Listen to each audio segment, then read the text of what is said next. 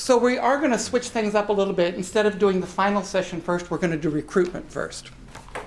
And I'm going to talk a little bit about that, and Paul's going to help me out. So, Eddie, yes. I just have one question. Mhm. And one of the ladies earlier referenced it, and that's when we were talking about case presentation format for supervision. Mhm. And I was looking at that paper this morning. It's a psychosocial history. Mhm. And we didn't talk yesterday about where you fit that psychosocial history in, because that's going to take a chunk of time. Right. And then you're getting med lists and diagnoses and all that.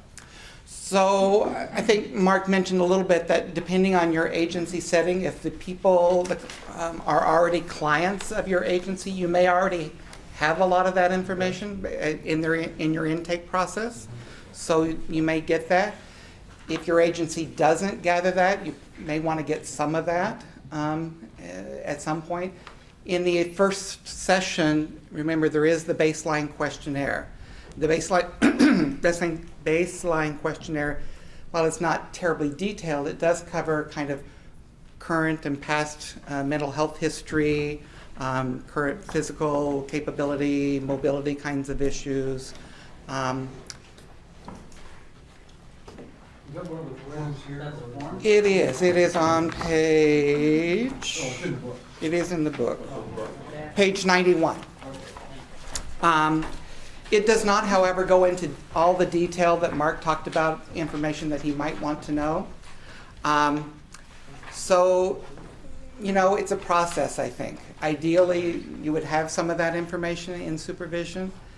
The reality is, and Carl, our colleague who gets supervised by Mark, often says, you can do pearls without all that information. That's part of the shift in us as pearls counselors, is that we can go in and start helping people change their behaviors without having this extensive psychosocial history. So, with the, cause you'll be at Madigan doing this, right? With the, will you be at a clinic at Madigan? There'll be some of that information. Some of that will be in, or do you have the CPRS systems that what you guys use, or different than the CLP? No. Anyway, for you guys, I'm guessing for you and the other folks working with vets, you'll have a giant chart probably, which you could use, but probably the first decision would be what criteria, the screening criteria that you're gonna use in terms of who you'll try to use pearls with, and whether to start really small with minor depression or minor and major depression, or kind of how expansive to go, just in terms of how you kind of market internally in the program. Because I would guess you could get a giant breadth of referrals, which could be fine or not fine, depending, yeah. If they had reached it, I'm not sure that's going to happen. Focuses these days, of course, on the war and the active duty and their dependents. Right. We have this other huge population. Yes. I would, and I'm the one person that hasn't, implemented pearls directly with clients.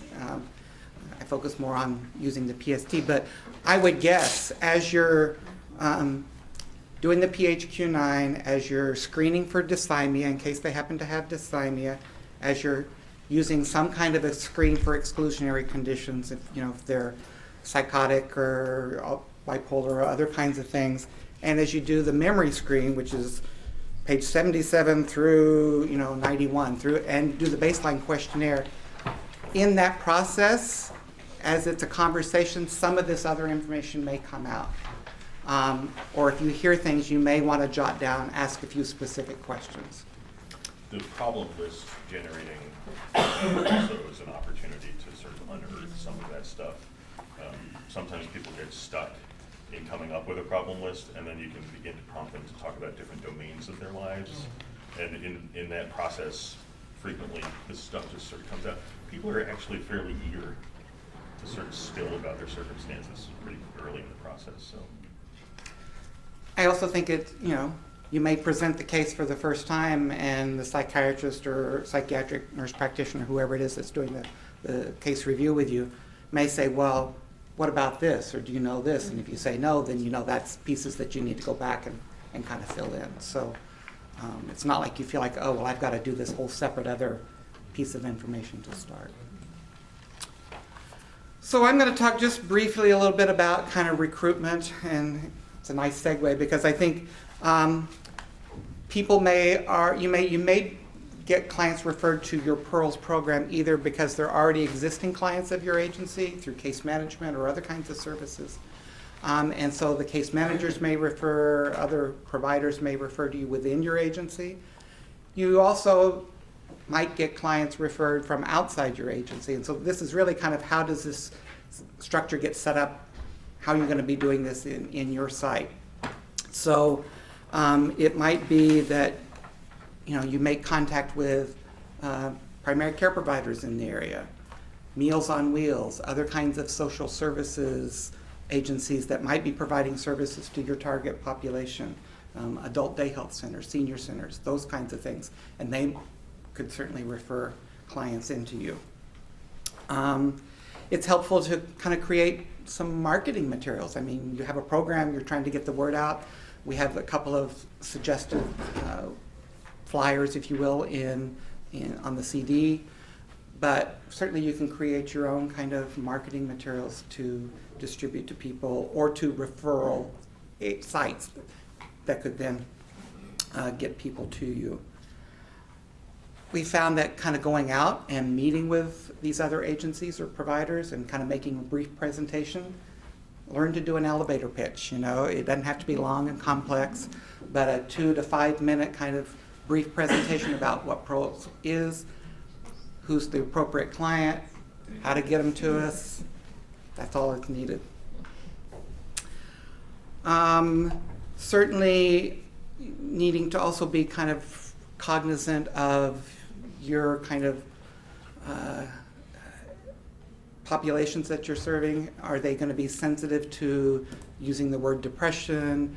Do you need to use other kinds of terms in terms of emotions or mood or stress, something that will help trigger people in? Screening. I think I talked about this yesterday, but usually there's kind of an initial screening by maybe your case manager or some other referral agency, like using the PHQ-2 to kind of give a general sense of, is this person depressed and may be eligible for the program? And then you would do the full screening using the PHQ-9. It's always important, I think, and this maybe is kind of preaching to the choir, but it's always important to say, gee, we feel like the program would be a good fit for you, or maybe this program really isn't a good fit for you. It's the program's fault, not that you don't fit the program, so that it doesn't stigmatize the client. Some of the screening and things can be done over the phone. Carl often will call the client to set up their first meeting and kind of do some of the PHQ-9 and over the phone before he goes out to visit. I think we went through the eligibility criteria yesterday. Major depression, minor depression, and dysthymia, exclusion. And we talked about this while the administrators were out. Exclusion criteria for the study, but in reality, some of those people, even in the study, didn't get excluded. And in real world, you may not be able to say, no, we're not going to see these people. Part of this exclusion ineligibility kind of evaluation is, can we really provide service to them? Can we do Pearls with them, depending on these other issues? So if somebody's actively psychotic, they're probably not going to be able to track and focus very well enough to be able to do Pearls. Bipolar disorder, I think, is kind of one of those gray areas. If they're on meds and are stable and able to kind of function and focus, I think you certainly could. Any kind of substance use, we don't have the luxury always of keeping all the people out that have substance use, and nor should we. But again, are they able to kind of focus and do the work? I saw that you screen using the 6-item version of the mini mental exam. Mm-hmm. Was that found to be pretty effective in making sure that people had the cognitive abilities necessary to do this kind of work? So we used to use either the 6-item screen that we provide or the mini mental status exam. That has now become copyrighted, so we can't provide that. but you need to use some kind of a cognitive screen. And I'll let Paul talk more about kind of the effectiveness of that. Yeah, so our experience is that when we did the 2 different trials to get the evidence, with our older age population where there's going to be cognitive decline, it's more of a global decline, whereas with the epilepsy population, because there's many roads to having seizures, that often is resulting from tumors, head injuries, and so on, that there's often specific areas of cognitive decline. And that 6-item screener did not necessarily pick that up. So midstream, or not even midstream, near the beginning, we realized that we had to modify Pearls to work with some of the people with epilepsy who had cognitive decline in very specific areas that weren't screened out. So, that's the reality. Those are the people you're going to see. So we worked with a neuropsychologist, and we made sure that we were able to modify it in the sense that there was more emphasis on the possibility of including a family member when appropriate, because if a person had specific cognitive issues around communication, but a family member might be able to help. Having said that, you still have to make sure that the family member isn't taking over, doing the problem solving. It's still the person going through the process to get the benefit of it. So I don't know if I'm answering your question, Shelley? Mm-hmm. Yeah. Thanks. So, the problem is that you have to do a neuropsych battery to sort of screen for all these things, and it's just not feasible. So you have the choice of either doing that or just saying, well, some people are going to get into this and they're going to have some cognitive issues that we're going to have to address midstream or as we're going along. And I suspect, in the work that you do, you probably know how to do that. Right? We're working on it. Yeah, good. All right. Well, and that's just one last thing. That's the nice thing about Pearls. It's a multi-component model. So there's problem solving, behavioral activation, pleasant activity scheduling, use of medications. The point is, and support, which isn't officially one, but even just talking to them, the point is that if they're in the program and you're going, well, problem solving, they're just not engaging well. But what about social activation? What about pleasant activity scheduling? What about a medication or looking at their epilepsy medication? Some of them have more depressogenic effects than others. You could still do a lot for this person by taking sort of this integrated approach. Make sense? Mm-hmm. Okay. The other thing, for those of you who may be either referring in-house or, well, even getting referrals from outside your agency, and you get access to medical records or diagnostic information, the reality is that sometimes people get diagnoses that are 20 or 30 years old and they've hung on with them forever. It's kind of like once it's in some chart someplace, it never goes away. And either maybe it was accurate then, but they no longer meet criteria, that's not accurate now, or it was a misdiagnosis. So just kind of a word of caution, if you're using that as some way to kind of screen and find clients, don't take what you see at face value. Kind of make sure that the diagnosis is accurate before you would exclude them. The last thing I think is being able to kind of collect data. And it's important to collect data for lots of different reasons. I mean, of course, there's clinical data that you're tracking with the client, but there's also kind of more program data. So we talked about the PHQ-9s are done at every session. That kind of needs to get fed into some kind of a database so that you can monitor that. Both the baseline and the final questionnaire would serve, as I said yesterday, as kind of a pre and post test. All of that information, it's not just busy work. All of that information really helps support the program, because those of you who are administrators or those who would take this information and give it to your administrators, they can use that information to help support grants, continued funding, keeping your job safe and secure, all those kinds of things.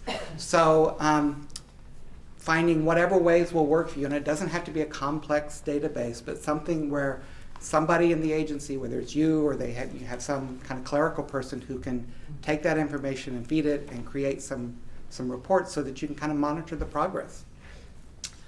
Okay. Paul's going to talk about REAM. Yeah, I'll just comment on that because so Eddie's actually covered most of this stuff, especially right at the end where he was talking about getting data, and it's not just for clinical reasons. but to prove that the program works. This is just a framework that do you know what page this is written up on? 74. On page 74 of your book, there's a little section about REAIM. You know, if you go to re-aim.org, you can read about this. But basically, this came out of Russ Glasgow's work and others. How many of you have heard of REAIM? So one or two of you. So basically, it's just in terms of thinking of implementing a program, there's ways to assess the success of that implementation, where you look at the reach. R is reach. And that's just really how many of the people that actually are eligible, that have the condition that you're seeking to treat, are you actually getting into the program within a population, right? So the reach, how effectively are you able to reach those people? So this ties in nicely with recruitment and screening.